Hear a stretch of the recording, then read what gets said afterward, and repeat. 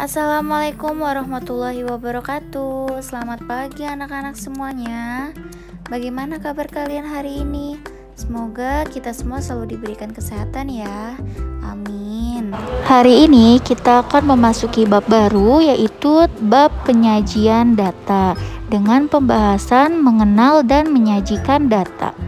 Agar kita dapat memahami materi ini dengan baik, yuk sama-sama kita simak video pembelajaran berikut ini. Sebelum menyajikan data, kalian harus tahu dulu apa itu data. Kata data berasal dari bahasa Inggris bersifat majemuk. Datum adalah keterangan atau informasi yang diperoleh dari suatu objek atau kejadian atau narasumber. Sedangkan data itu adalah kumpulan dari datum. Nah, sekarang kita belajar cara untuk mengumpulkan data. Yang pertama, itu dengan wawancara atau interview. Nah, wawancara atau interview itu cara mengumpulkan data dengan mengajukan pertanyaan secara langsung kepada narasumber. Sebagai contohnya seperti ini.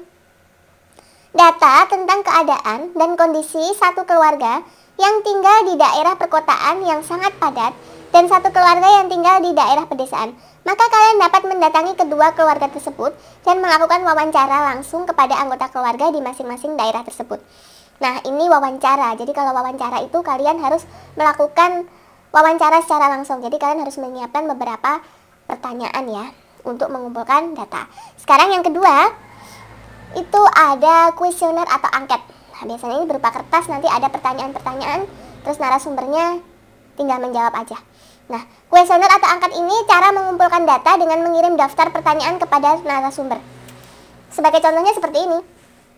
Untuk mengumpulkan data tentang acara televisi yang disukai dan yang tidak disukai pada jam tertentu oleh masyarakat di wilayah RT 5, kalian dapat membuat angket yang berisi pertanyaan-pertanyaan yang berkaitan dengan acara televisi yang disukai dan yang tidak disukai pada jam tertentu. Nah, kalau kalian melakukan wawancara pasti akan mengalami kesulitan ya, dan waktunya juga akan lama. Nah, kalau kalian menggunakan angket itu cepat ya, seperti itu. Nah, jadi bedanya kalau wawancara itu dilakukan dengan narasumber yang cuma 1 atau 2 atau 3 orang. Kalau angket itu lebih dari 2 orang, lebih dari 3 orang, bisa 10, bisa 15, bisa banyak ya. Jadi kalau angket itu untuk mempercepat waktu dengan narasumber yang banyak. Nah, kalau yang ketiga itu ada observasi atau pengamatan. Nah, itu cara mengumpulkan data dengan mengamati objek atau kejadian. Sebagai contohnya, data tentang tinggi badan dan berat badan siswa dalam satu kelas. Nah, kalian dapat melakukan pengamatan dari kegiatan pengukuran tinggi dan berat badan masing-masing siswa dalam satu kelas. Nah, seperti itu ya. Kalau observasi itu melakukan pengamatan, melakukan penelitian, seperti itu ya. Nah, beda dengan wawancara dan angket tadi. Nah, sekarang bagaimana cara memperoleh data dan penjelasannya? Nah, data itu ada dua, ada data primer dan data sekunder. Nah, ini ada data primer. Kalau data primer itu adalah data yang diperoleh secara langsung dari narasumbernya atau dari sumbernya. Contohnya, data banyak anggota keluarga dengan melakukan wawancara dari sumber data, data mata pelajaran yang disukai dengan memberikan angket kepada siswa, data tinggi badan dengan melakukan pengamatan pengukuran tinggi badan. Nah, jadi kalau data primer itu langsung dari sumbernya ya, tanpa dari pihak kedua, ketiga ya, itu data primer. Nah, yang kedua data sekunder. Kalau data sekunder itu data yang diperoleh secara tidak langsung atau diperoleh dari pihak lain. Contohnya, data tentang nilai kurs rupiah diperoleh dari BPS atau Badan Pusat Statistik. Data banyaknya siswa SMP dalam satu kota atau kabupaten diperoleh dari Dinas Pendidikan. Data banyaknya penduduk pada satu desa diperoleh dari informasi di kelurahan setempat.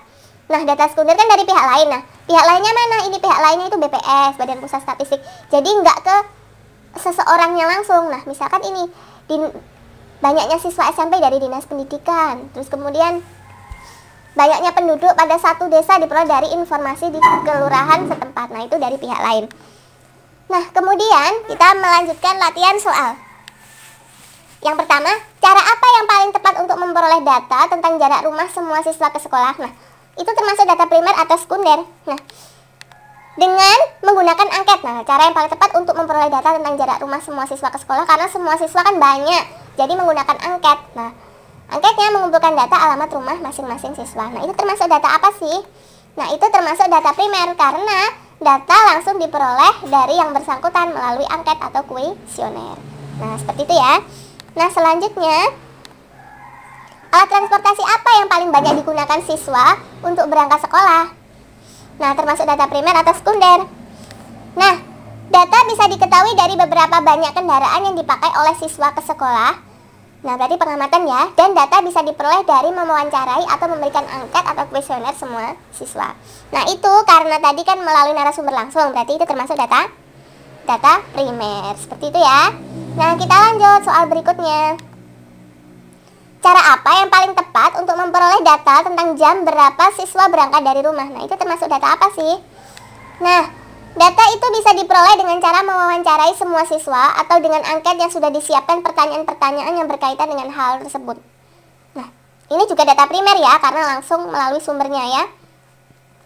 Nah, selanjutnya pertanyaan berikutnya, cara apa yang paling tepat untuk memperoleh data tentang perkembangan nilai tukar rupiah terhadap dolar Amerika Serikat dalam 1 minggu terakhir?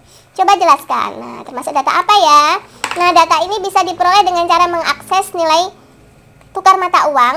Nah, data juga bisa diperoleh dari koran atau surat kabar. Nah, ini melalui bukan pihak langsung. Nah, melalui koran, melalui situs atau akses internet. Nah, itu termasuk data sekunder. Nah, karena diperoleh dari pihak kedua. Nah, menyajikan data. Data adalah informasi yang diperoleh dari pengamatan atau penelitian. Data dapat disajikan dalam dua bentuk, yaitu berupa tabel dan diagram. Kenapa kita perlu melakukan penyajian data? Agar data yang diperoleh dapat mudah dibaca dan dimengerti, sehingga mudah untuk dianalisa. Ada 3 cara menyajikan data dalam bentuk tabel. Yang pertama, tabel baris dan kolom. Tabel yang hanya memiliki satu kategori saja. Misal seperti ini ya. Yang kedua, tabel kontingensi, yaitu tabel yang memiliki lebih dari satu kategori. Perhatikan, di sini ada 2 kategori. Yang pertama, kelas berapa, kemudian jenis kelamin, ada laki-laki dan perempuan. Kemudian yang ketiga adalah tabel distribusi frekuensi, di mana tabel ini adalah tabel yang dikelompokkan dalam satu interval. Misal, ada nilai siswa dari 61 sampai 70, ada 4 orang, dan seterusnya. Menyajikan data dalam bentuk tabel. Berikut contoh dalam nilai ulangan kelas 7. Ada 20 nilai, kita kelompokkan nilai yang sama. Nilai 5 ada 1, 2. Kemudian frekuensinya 2, kemudian 6 ada berapa? 1, 2, 3. Maka frekuensinya 3. Nilai 7 ada 1, 2, 3, 4, 5. 5. Sedangkan nilai 8 ada 1, 2, 3, 4. Ada 4. Sedangkan nilai 9 ada 1, 2. Ini contoh penyajian data dalam bentuk tabel. Bagaimana anak-anak? Kalian sudah memahami kan apa yang sudah disampaikan dalam video pembelajaran tadi? Untuk tugas hari ini, silakan kalian salin kembali materi yang ada di video pembelajaran tersebut. Dan kalian kumpulkan data ukuran sepatu teman kelas kalian, 10 teman saja yang kalian tanyain. Kalian tanya 10 ukuran sepatu teman kalian itu, lalu kalian buat data tabelnya, oke? Dan untuk pertemuan hari ini Ibu cukupkan, kurang lebihnya mohon maaf. Wassalamualaikum warahmatullahi wabarakatuh.